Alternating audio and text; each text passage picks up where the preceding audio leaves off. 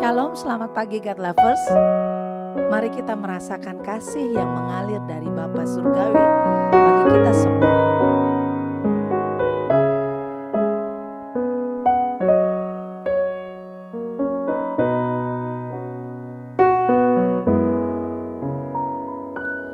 Kasih dari surga memenuhi tempat ini.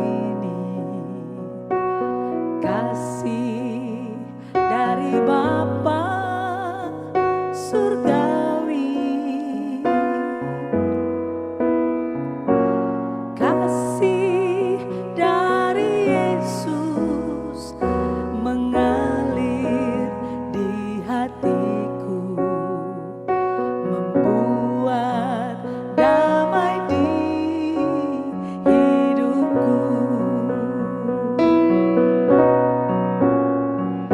Mengalir kasih dari tempat tinggi,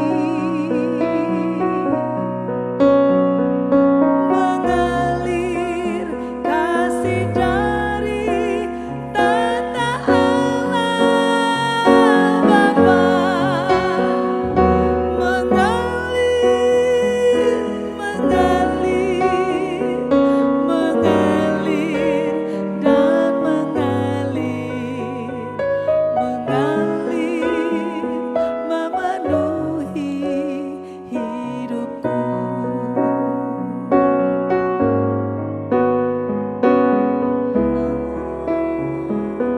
Yesusku, terima kasih Tuhan buat kasih-Mu Bapa.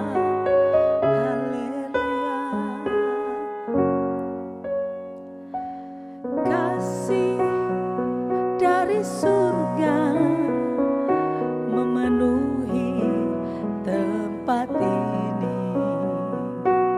Kasih dari Bapa Surgawi, kasih dari Yesus mengalir di hatiku, membuat damai di hidupku. Mengalir kasih dari tempat tinggi, mengalir kasih dari tata Allah Bapa, mengalir, mengalir, mengalir dan mengalir, mengalir memenuhi hidupku. Mengalir memenuhi hidupku.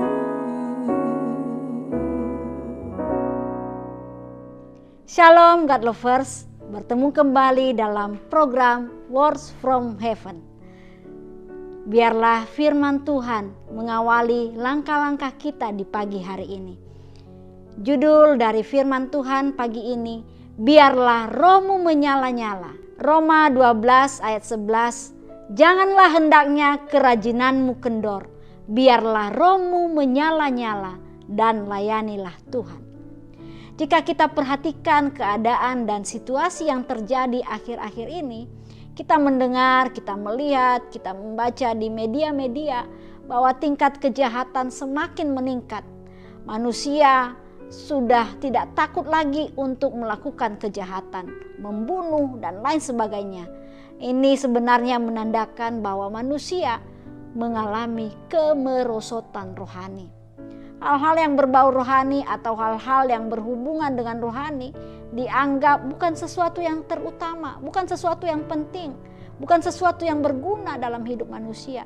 Sebab semua sibuk mengejar karir, jabatan, materi, kesenangan hidup, dan sebagainya. Apakah kita masih peduli dan memperhatikan kepentingan rohani kita. Bapak Ibu yang dikasihi Tuhan, hari ini adalah waktu yang luar biasa yang Tuhan berikan bagi kita. Kita bersekutu dalam rangka membangun dan memperhatikan keadaan rohani kita supaya tetap menyala-nyala di hadapan Tuhan. Kita sering mendengar ya, wah kenapa ya kayaknya begini-gini saja, tidak ada perubahan. Mulai muncullah pikiran-pikiran negatif yang melemahkan dan mematahkan semangat kita. Tuhan ingin supaya kita tetap kokoh, kuat, teguh, dan bertumbuh di dalam Dia. Manusia terdiri dari tubuh, jiwa, dan roh. Tubuh ini adalah badan ya, yang bisa melihat, bisa mencium, bisa mendengar, merasa, meraba, dan sebagainya. Jiwa adalah perasaan, emosi, kehendak, pikiran kita. Roh dalam bahasa Yunani adalah pneuma, menunjuk kepada orang-orang yang sudah dilahirkan kembali, yaitu orang yang memiliki Roh Kudus. Manusia hidup karena Roh Allah. Roma 8 ayat 9 sampai 10. Tetapi kamu tidak hidup dalam daging, melainkan dalam roh. Jika memang Roh Allah diam di dalam kamu. Tetapi jika orang tidak memiliki Roh Kristus, ia bukan milik Kristus. Tetapi jika Kristus ada di dalam kamu, maka tubuh memang mati karena dosa, tetapi roh adalah kehidupan oleh karena kebenaran. Roh inilah yang dapat membuat kita bisa berhubungan dengan Bapa. Roh lah yang membuat kita semangat, antusias, bergairah dalam menjalani kehidupan ini. Masihkah roh kita tetap on fire, menyala-nyala? Apakah kita saat ini tetap semangat dalam menjalani kehidupan ini? Atau kita sedang dalam masa-masa kebosanan, kejenuhan, kemalasan, tidak ada gairah, loyo ya. Mari kita harus keluar dari keadaan dan situasi ini. Ada beberapa rahasia supaya roh kita tetap menyala. Pertama, kobarkan kasih yang mula-mula.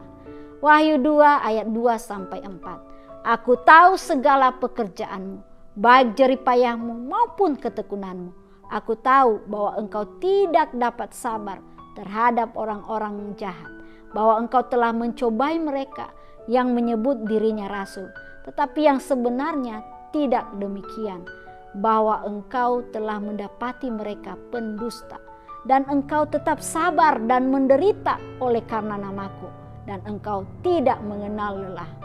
Namun demikian, aku mencela engkau, karena engkau telah meninggalkan kasihmu yang semula.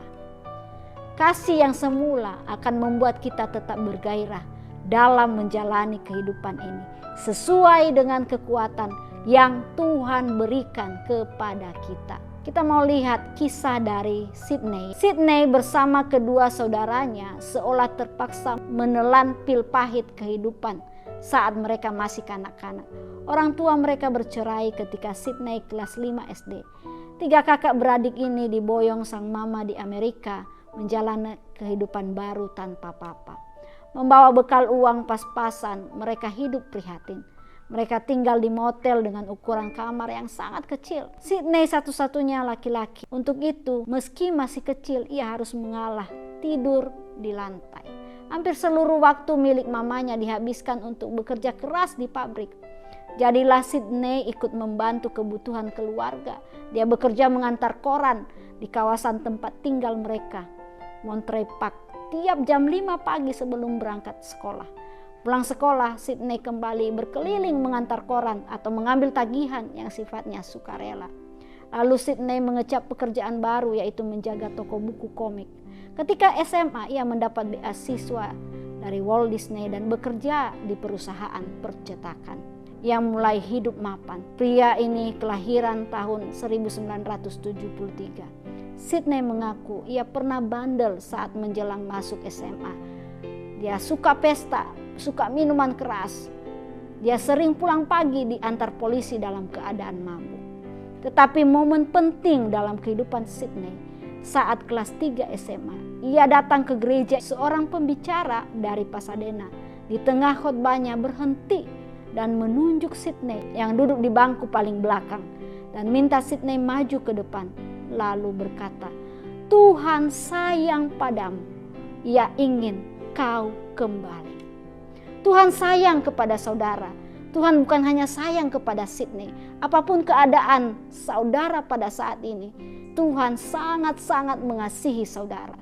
Ya, Bapa sangat mengasihi saudara. Milikilah kerinduan untuk saudara dijamah oleh Tuhan, supaya kita memiliki kembali kasih yang mula-mula. Tuhan ingin hidup kita dibaharui hari lepas hari. Tuhan ingin anggur kita tetap manis, tetap baru dari awal sampai akhir, sehingga kita tetap mengobarkan kasih yang sudah kita terima dari Tuhan. Yang kedua, bangun hubungan intim dengan Bapa. Kuncinya kita harus hidup dalam firman Tuhan. Lukas 24 ayat 32. Kata mereka seorang kepada yang lain, bukankah hati kita berkobar-kobar ketika Ia berbicara dengan kita di tengah jalan dan ketika Ia menerangkan kitab suci kepada kita? Kalau firman Tuhan ada di hati kita, maka hati kita pasti berkobar-kobar. Roh kita tetap menyala-nyala. Bukan karena kita makan 4 sehat 5 sempurna ya, tapi karena kita makan firman Tuhan. Firman Tuhan membuat roh kita tetap menyala-nyala. Meskipun situasi kurang menyenangkan, ada tantangan, ada masalah, kita jenuh, bosan, capek. Tapi firman Tuhan bisa menjawab segala problem, masalah, tantangan kehidupan kita. Baca dan renungkanlah firman Tuhan. Lakukan itu, hidupilah firman Tuhan itu. Dia akan menuntun kita melalui firman yang kita baca, lewat saat teduh, lewat mesbah doa, lewat persekutuan pribadi dengan Tuhan. Nikmatilah saat-saat indah ketika engkau bersekutu kepada Tuhan. Dan Tuhan pasti menolong dan memberi kekuatan yang baru kepadamu. Amin. Kita berdoa. Terima kasih Bapa. Kami bersyukur di pagi hari ini kebenaran firman-Mu mengingatkan kami supaya roh kami tetap menyala-nyala di hadapan Tuhan, dengan terus mencari wajah Tuhan, dengan terus bersekutu dengan Tuhan, dengan terus mengandalkan Tuhan di dalam sepanjang kehidupan kami. Ini kami Tuhan, bentuk dan didik kami seperti yang Tuhan mau. Dalam nama Tuhan Yesus kami berdoa dan mengucap syukur. Amin. God lovers yang dikasihi Tuhan, jika Anda diberkati dengan renungan ini, bagikanlah kepada saudara kita, kerabat, teman-teman, handai taulan kita, biar juga mereka sama-sama diberkati seperti kita. Terima kasih, Tuhan Yesus memberkati.